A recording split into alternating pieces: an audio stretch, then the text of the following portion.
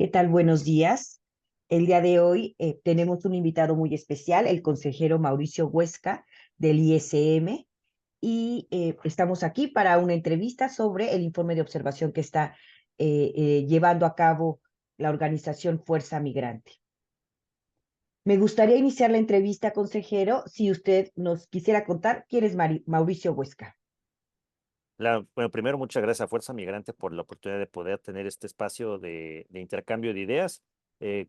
Compartir que, bueno, yo soy Mauricio Huesca, soy consejero electoral en el Instituto Electoral de la Ciudad de México y por los al menos dos procesos electorales pasados me he desempeñado como presidente de la Comisión del Voto de Mexicanos en el Extranjero y en otros periodos también como presidente de procesos electorales y participación ciudadana. Muchas gracias, consejero.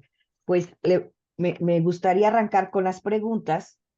La primera es, en esta elección se contemplaron 23 consulados para votación presencial en Estados Unidos, Canadá, España y Francia. ¿Cómo contribuye este mecanismo al fortalecimiento de la participación electoral desde el exterior? Bueno, primero comentar que este tema de un mecanismo adicional, una modalidad adicional de votación, siempre va a contribuir en la mayor permeabilidad y difusión del voto extraterritorial, en la medida en que como nación entendamos que el modelo de casilla única que impera en nuestro país no es suficiente para todas las realidades de personas en el extranjero, pues en esa medida se va a contribuir a que mayormente las personas que con aptitudes para votar puedan participar en los procesos electorales y creo que uno de ellos, particularmente el voto presencial en consulados, es una muestra en el cual pues no solamente amplía el mecanismo de votación, que en el cual pues prácticamente fueron hasta 1,500 boletas en cada uno de los 23 consulados, sino que también permite dimensionar a las fuerzas políticas el interés que tienen las personas que viven en el extranjero en participar en procesos democráticos.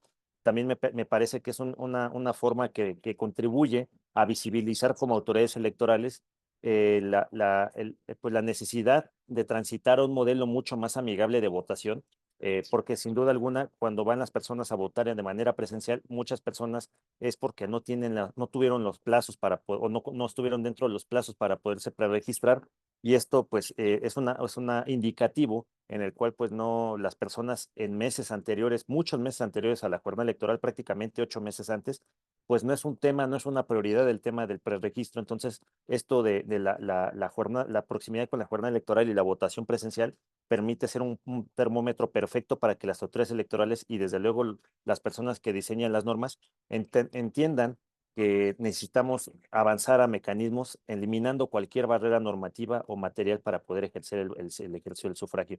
Y también, bueno, pues una forma el mecanismo de votación presencial en sedes consulares es un mecanismo también de reivindicar a las personas que radican en el extranjero, pues un derecho tan importante como el derecho político para las elecciones en estos procesos electorales. Muchas gracias, consejero. Pues una segunda pregunta es, ¿cuáles son las ventajas y desventajas de un cambio normativo para realizar campañas en el exterior? Bueno, yo le veo más ventajas que desventajas. O sea, siempre el tema de las campañas de manera extraterritorial va a contribuir a un elemento sustancial e importante para emitir el voto, que es el voto informado. Me parece que no es suficiente garantizar a la ciudadanía un instrumento para votar a través de una credencial, la instalación de mesas de casilla o mecanismos de votación anticipado. Esto no es suficiente. Si aquí ya se ha aprobado, el hecho es que necesitamos mayormente un voto informado, un voto en el que además la ciudadanía entienda cuál es el modelo político que ha transitado, porque muchas personas que radican en el exterior, pues se fueron a vivir afuera, sobre todo en Estados Unidos, de hace más de 20 años, cuando era un modelo político totalmente diferente al que tenemos ahorita, con autoridades electorales totalmente diseñadas de manera diferente al como estamos ahorita. Entonces, de esta manera, el poder generar campañas en el exterior permite que pues conozcan las figuras novedosas como la Diputación Migrante, puedan conocer desde luego cuáles son las posturas de las diferentes fuerzas políticas en nuestro país, en las cuales pues bueno, ya hay una marcada diferencia entre pues ya no solamente políticas de centro, sino que también de izquierda y políticas de derecha, las cuales es muy importante que las conozcan la ciudadanía en el exterior, que conozcan a las personas que están en campaña, que conozcan la trayectoria política de cada una de estas personas. Me parece que las personas que votan en el extranjero son personas mucho más politizadas que muchos o el grueso de la población que votamos en territorio nacional, y de esa medida el poder generar elementos y herramientas para que conozcan no solamente las personas, el modelo político y las campañas, sino que conozcan todo el andamiaje, permite a tener personas mucho más interesadas y potenciales votantes para llevar a cabo el voto razonable. Entonces, esta es una de las grandes ventajas de hacer cambios, pues va a permitir una mayor difusión de los modelos, de las personas y de las políticas que están en propuesta.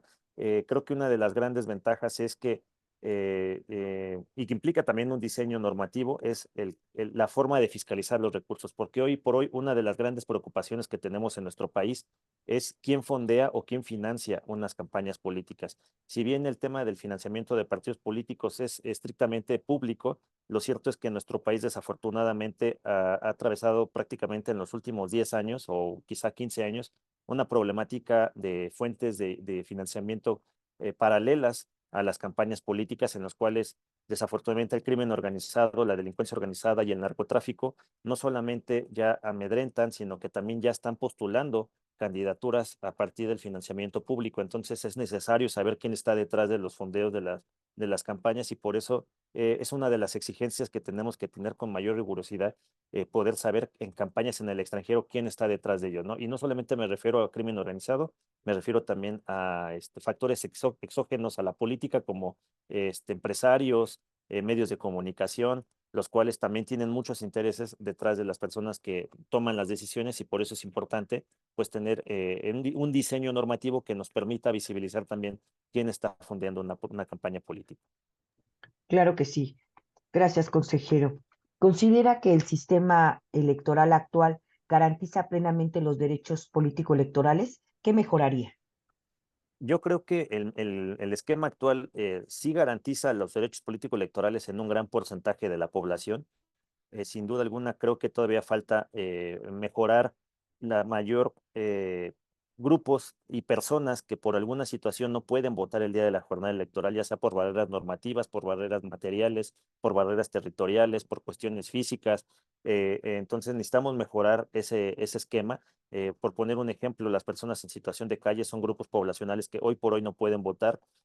Por fortuna ya pueden votar personas que están en prisión preventiva, pero yo pensaría que el tema de prisión preventiva no debería ser exclusivo, sino debemos avanzar a reformas electorales que permitan incluso a personas en prisión poder votar, aunque estén purgando una sentencia.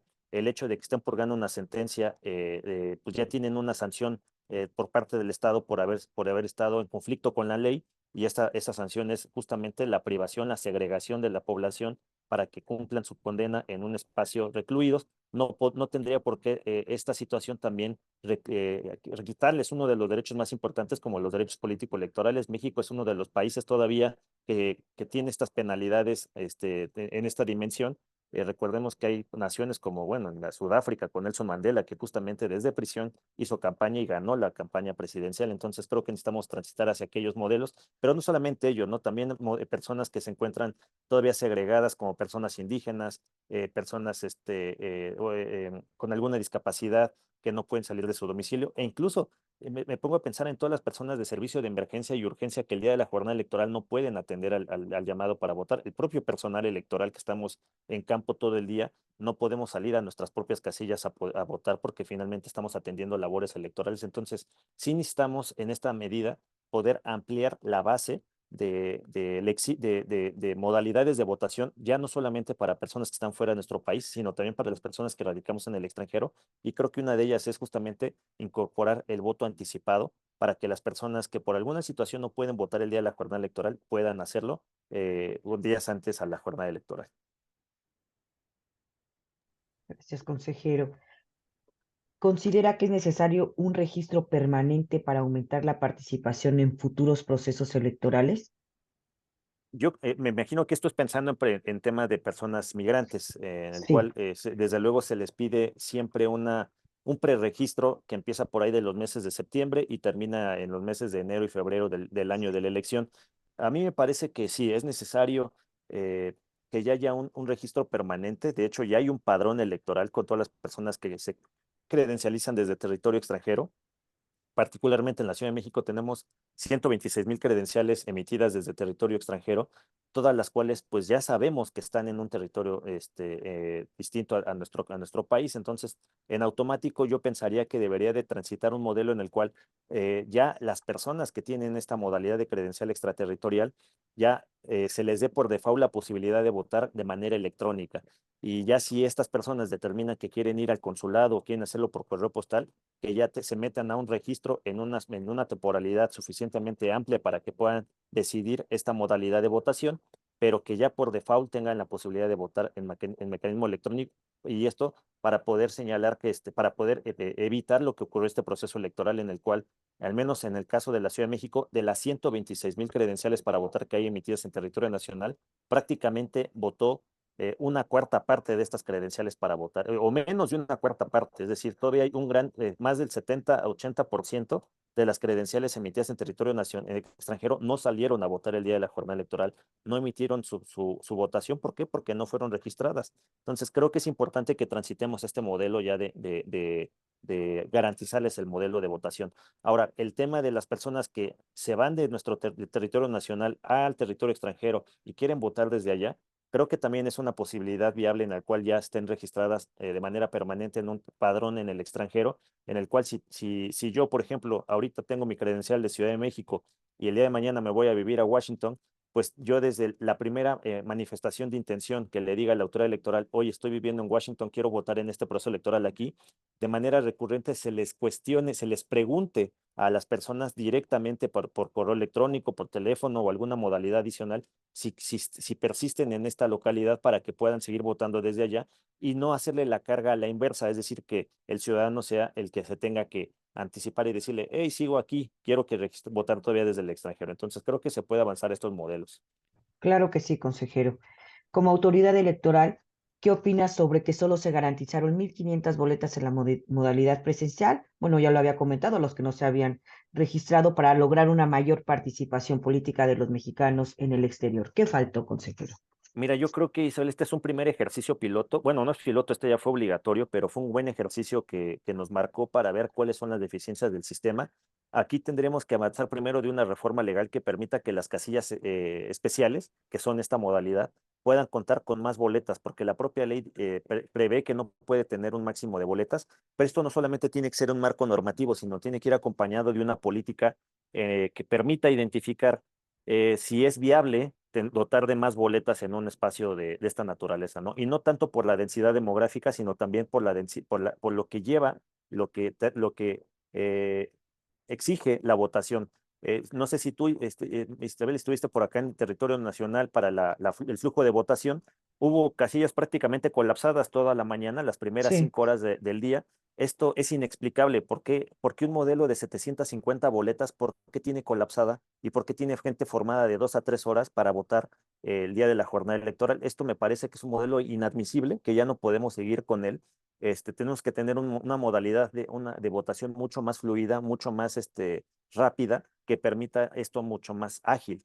Y lo mismo pasa en el territorio extranjero, ¿no? Si las personas que van a votar no solamente llegan, digamos, todavía con el desconocimiento de que es la primera, la segunda o la tercera vez que van a votar, quizá en su vida, porque han vivido en territorio extranjero toda su mayoría de edad, ahora enfrentarse a una modalidad de votación totalmente desconocida, que es la votación electrónica. Entonces tenemos que hacer pruebas como autoridades electorales de saber qué tipos de centros de votación. Desde luego los consulados no son, ya vimos, una sede viable para poder llevar a cabo este tipo de votación. Tenemos que contratar centros masivos de votación en los cuales si vamos a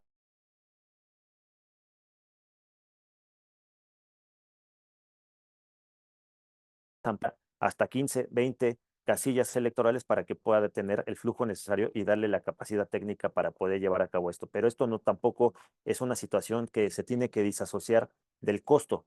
Cada vez en México el tema del voto, de los procesos electorales es más cuestionado por el partido en el poder y con justa razón también por la ciudadanía, ¿no? Por decir, ¿cómo es posible que el proceso electoral nos cueste tan caro? Bueno, pues cuesta caro porque somos un país de desconfianzas totales en el cual si vemos que algo no se sale tantito de la línea, entonces ya traemos el fantasma del fraude del proceso electoral. Entonces, necesitamos ser también pues realistas de saber hasta cuánto es posible una inversión para votación extraterritorial, porque esto implica despliegue de funcionarios electorales, implica capacitación previa. La capacitación tiene un costo, demandar capacitadores, incluso tomando personal que vive en el extranjero, implica tener capacitación personal para saber qué se van a enfrentar y justamente el día de la jornada electoral no tengamos saturaciones porque no sabemos cómo poder llevar a cabo la administración de una casilla. Claro, consejero. Bueno, la siguiente pregunta creo que ya no la respondió en este momento. Em, Referente a aumentar la participación política por parte de la ciudadanía mexicana residente en el extranjero, ¿qué mecanismos por parte del instituto considera que garantizarían una mayor participación electoral de la comunidad residente en el exterior? Pues mira, primero yo creo que tendremos que ir acompañado de una estrategia previa, una estrategia de educación cívica y de participación permanente. No podemos como institutos electorales salir a pedirle el voto a los migrantes cada 3 años porque esto genera molestia. Esto genera molestia en muchas razones porque dice, ¿por qué no me buscaste antes? ¿Por qué vienes 3 meses antes de que se cierre el registro? ¿Por qué vienes 2 meses antes de que sea la jornada electoral? ¿Dónde han estado todo este tiempo? Entonces, me parece que tiene que ir acompañada de una estrategia de vinculación permanente y constante con agrupaciones como Fuerza Migrante, llevar actividades de educación cívica permanente en la Ciudad de México particularmente, que tenemos la posibilidad de ejercicios de participación multianual, como es el presupuesto participativo, pues llevar a cabo pues la invitación, y no solo invitación, sino el trabajo coordinado con personas chilangas que radican en el extranjero para que puedan participar del presupuesto participativo. Entonces, esto lo que va generando es construir ciudadanía, construir perfiles sociodemográficos políticos para que la ciudadanía no le extrañe cada que sea un proceso electoral. Y por otra parte, pues bueno, pues otro de las formas que tenemos que hacer para aumentar la participación política es pues precisamente fortalecer estos mecanismos de votación, modalidades de votación, eliminando un preregistro, facilitando la credencialización y de esta manera pues generar la mayor conciencia política también de la ciudadanía que está residiendo en el extranjero. Gracias, consejero. ¿Cuál considera que son los siguientes retos sobre la implementación de acciones afirmativas y legislativas a nivel local? ¿Qué tarea considera que tienen pendiente los organismos públicos locales y o los congresos locales? Digo, bueno, es que el caso de la Ciudad de México, a mí, o sea, sí soy fan del Estado de México, tiene pues un lugar reservado dentro del Congreso, la Diputación Migrante, o sea, las características son muy interesantes, pero por ejemplo, eh, no existe la paridad de género dentro del Congreso, digo, más adelante dos curules reservados pues no sé, para un hombre y para una mujer, no sé, ¿cuáles Sí, considera que son estos retos, consejero? mira, yo creo que a nivel Congreso de la Ciudad de México y de las alcaldías, por fortuna, la Ciudad de México, como ha sido una ciudad de avanzada, hoy por hoy, pues ya tenemos, y desde hace 2 procesos electorales, hace 3 procesos alcanzamos la paridad en el Congreso de la Ciudad de México y fuimos, si no la primera, de las primeras entidades federativas en alcanzar la paridad. El Congreso pasado rompimos la paridad en favor de las mujeres, teniendo más mujeres que hombres. En este proceso electoral hemos roto nuevamente la paridad teniendo muchas más mujeres que históricamente ha tenido el Congreso Capitalino que en la Ciudad de México. Hemos roto el tema de las acciones afirmativas de 66 diputaciones, prácticamente pues un tercio de las diputaciones que integrarán el Congreso forman parte de acciones afirmativas como jóvenes, indígenas, personas negras, personas con discapacidad, personas mayores, migrantes. Entonces, esto habla de que ya tenemos un compromiso en la Ciudad de México con la inclusión. Pero creo que esto todavía no sigue siendo suficiente, Isabel. Creo que el tema es no solamente inclusión por inclusión numérica, porque esto al final, si solamente nos concentramos en una inclusión numérica, te vamos a terminar en el falso dilema de tener solamente un make-up en el Congreso. Lo que necesitamos ahora son políticas públicas que se traduzcan en beneficios para la población que queda representada dentro de estos grupos. Entonces necesitamos agenda política, agenda pública que garantice no solamente que lleguen personas, sino que se atiendan las prioridades y necesidades. Una agenda migrante, una agenda de personas negras, una agenda de personas con discapacidad, una agenda de personas mayores y que haya un compromiso de que al menos durante la gestión de una persona o del grupo de personas que están representadas a los grupos, haya pues al menos dos o tres acciones o reformas, proyectos de reforma, iniciativas que sean aprobadas en beneficio de la ciudadanía. Y me refiero a no reformas banales, o sea, que pueden ser aprobadas pues, digamos, sin necesidad de pertenecer a ese grupo, sino que reformas que realmente contribuyan. Me voy a focalizar en el tema migrante, que es la entrevista. Una de las grandes preocupaciones es el esquema de pensiones para las personas que radican en el exterior. ¿Por qué? Porque muchas personas, aunque se van a radicar en el exterior, si bien hay un grueso de población que no piensa regresar a nuestro país, hay otro grueso y mucho más grande de personas que sí buscan regresar a su país, a su ciudad de origen. Y en esa medida, pues llegan en el peor de los escenarios, porque llegan con todas las enfermedades, con todas las discapacidades que les produjo un trabajo que en la mayoría de las veces, en el 70% de la población que va, llega de manera indocumentada y entonces llegan con todos estos padecimientos sin un esquema de salud ni que les provee la Unión Americana y que también los desplazó nuestro país. Entonces, necesitan tener seguridad social para atender sus enfermedades, necesitan tener esquemas de pensiones para que puedan tener garantías de que las personas contribuyan desde donde se encuentran, ya no solamente con el envío de remesas, sino que contribuyan a esquemas de pensiones que les permitan tener garantías de que cuando lleguen a los 60, 65 años y quieran tener su vejez en el lugar donde solían tener su domicilio en México, pues pueden llegar con esas condiciones. Entonces, creo que necesitamos en el tema de acciones afirmativas ya no solamente una situación numérica, sino el impulso también ya de una agenda política que realmente reivindique estos derechos.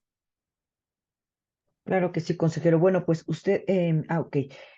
Aquí tengo otras dos preguntas, pero una creo que se parece a esta. Bueno, la voy a dejar hasta el final. ¿Qué es la propuesta de la sexta circunscripción y cuál es su postura al respecto? Pues mira, la sexta circunscripción es a nivel federal, es justamente nuestro territorio nacional está dividido en cinco circunscripciones que a partir de estas cinco circunscripciones se distribuyen diputaciones, hasta 40 diputaciones federales por cada circunscripción. Cada circunscripción agremia cerca de entre 8 y 10 estados, más o menos, no, sí, perdón, entre 4 y 6 estados aproximadamente, territorialmente. Entonces, en cada uno de esos, cuando votas tú por una diputación por el principio de mayoría relativa, indirectamente das un voto a los partidos políticos para que hay representados, para que de alguna manera de esos 40 diputaciones por cada circunscripción alcancen a llegar al Congreso. Entonces, una sexta circunscripción lo que implicaría es que ya solamente no se hable de las cinco circunscripciones en territorio nacional, sino que hay una sexta circunscripción extraterritorial y que incluso no solamente yo pensaría en una sexta, Isabel, yo pensaría en una sexta, séptima y octava. ¿Por qué? Porque no es lo mismo, si cada circunscripción lo que trata de hacer es homologar, digamos, estandarizar perfiles sociodemográficos que claramente no son compatibles, es decir, no es lo mismo la realidad de una persona que vive en Tabasco que la persona que vive en Santa Catarina o en San Pedro Garza García, Nuevo León. Tienen necesidades totalmente diferentes y por eso están representados en diferentes circunscripciones. Una sexta circunscripción implicaría que todas las personas que radican en territorio extraterritorial, pues tienen identidad de discriminaciones, de necesidades, de prioridades, y esto no es así. Incluso en la misma Unión Americana no es la misma el perfil sociodemográfico que tienen las personas que se encargan de la pizca que están en el centro de la Unión Americana a las que se encuentran en la costa este o en la costa oeste. No es la misma necesidad que tiene una persona que está viviendo y trabajando en Asia que la que está viviendo y trabajando en Europa. Entonces, necesitamos pensar, si bien en circunscripciones extraterritoriales, no solamente limitarla a una sola circunscripción, sino incluso pienso que debería tener en atención a distintas realidades, circunscripciones que atiendan estas realidades. Gracias, consejero. Ya a lo largo de la entrevista usted nos ha dicho pues varios elementos para una reforma electoral. Esta última pregunta, ¿considera necesaria una reforma electoral que especifique mejoras al voto desde el exterior? ¿Qué Sin, propondría? sin duda alguna, yo creo que de las reformas que tenemos que hacer, Isabel, es primero que nada establecer un sistema en el cual ya la credencialización sea un mecanismo mucho más fácil de poderla llevar a cabo. El tema del voto también es una situación que necesitamos avanzar en el preregistro de eliminando esta carga para la ciudadanía, tenemos que avanzar a campañas en el exterior que comuniquen y que permitan desde luego un diálogo entre las personas que están pues de los dos lados de la situación. Hay que fortalecer el voto presencial, desde luego creo que no, ya el modelo que se implementó vimos que no es suficiente para atender las necesidades de la población extraterritorial y desde luego tenemos que tener un compromiso como nación en el cual la Diputación Migrante sea una realidad no solamente en la Ciudad de México, sino en todos los estados, y que esta realidad de voto migrante no esté, pues con todo respeto, pues con las reglas que están en Jalisco, que están en Guanajuato, que tienen en Tamaulipas, que tienen en Guerrero. Tenemos que avanzar un modelo de mayoría relativa, en el cual conozcas con perfecta identificación quién es la persona que está postulada para que a esa persona, en caso de ganar, le reclames y le exijas todas las necesidades como migrante. Y es una situación que no solamente necesita los estados tradicionalmente expulsores de migrantes, la expulsión de migrantes es una realidad nacional y como tal necesitamos llevar a cabo esta realidad. Quizá me pondría a pensar nada más en el esquema de las ciudades fronterizas porque tienen esta comunidad binacional, a lo mejor ahí un cambio de diseño de la Diputación Migrante sería distinto, pero fuera de esta realidad me parece que todo el país necesita tener un compromiso de una Diputación Migrante y avanzar no solamente a diputaciones migrantes, sino a otros cargos de elección popular que permitan tener esta visión que tienen las personas migrantes. Pero las personas no migran por gusto, Isabel, las personas migran y lo sabes muy bien por necesidades, porque no han alcanzado su ideal de vida en el territorio donde nacieron. Entonces, el hecho de que les podamos garantizar estos esquemas a las personas, pues me parece que es fundamental. Y yo pondría un tema adicional, así como nosotros pedimos el tema de una diputación migrante y el voto para las personas que radican en el exterior y que son originarios de la Ciudad de México, de nuestro país, creo que tenemos que transitar también del otro lado a las personas residentes permanentes que se encuentran en nuestro país, con una residencia permanente ya, que si no bien no tienen la ciudadanía para que puedan también ser partícipes de las decisiones que se toman en nuestro país. Perfecto, consejero. Pues muchísimas gracias. Son todas las preguntas.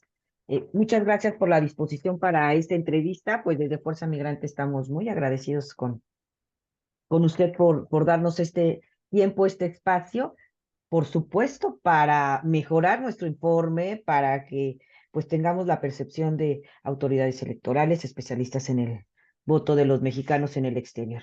Muchísimas gracias, Eh, consejero. Muchas gracias, Isabel, que estén muy bien, cuídate mucho, me dio gusto saludarte. Un abrazo, consejero, que esté muy Gracias, bien. hasta luego. Gracias, hasta Hasta luego. luego.